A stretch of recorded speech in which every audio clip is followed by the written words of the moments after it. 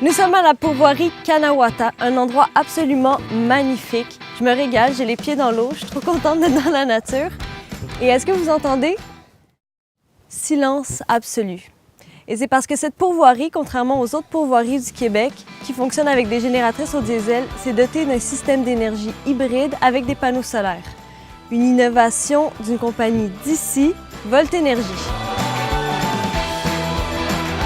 Sébastien, nous sommes en présence d'un des systèmes installés par ta compagnie. Peux-tu nous en parler un petit peu? Oui, bien sûr.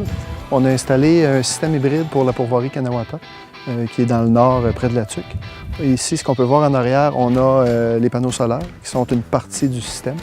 Et puis, en arrière de ça, on a les onduleurs et tout ce qui va pour faire fonctionner le système. Vous utilisez aussi une génératrice avec les panneaux? Oui, bien sûr. On a besoin d'une génératrice, c'est notre backup, dans le fond. On va chercher toute la production solaire qu'on peut avec le soleil. On recharge les batteries en arrière de ça, mais il y a des journées où est-ce qu'il n'y a pas de soleil. L'hiver, l'automne, le printemps, des fois, c'est un peu plus difficile.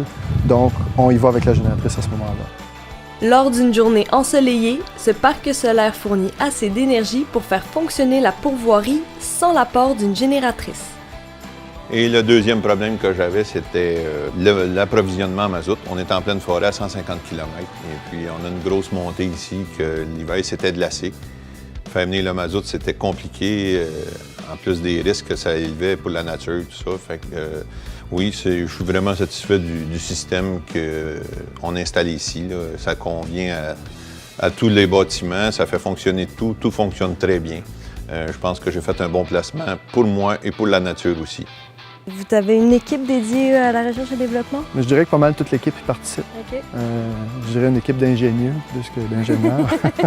Donc, on essaie de trouver des solutions à tous les projets qu'on a comme demande. Puis en général, on a des bonnes idées. Si un jour je réalise mon rêve d'aller vivre dans les bois, je sais que je pourrais le faire dans un plus grand respect de la nature grâce à des innovations technologiques d'ici.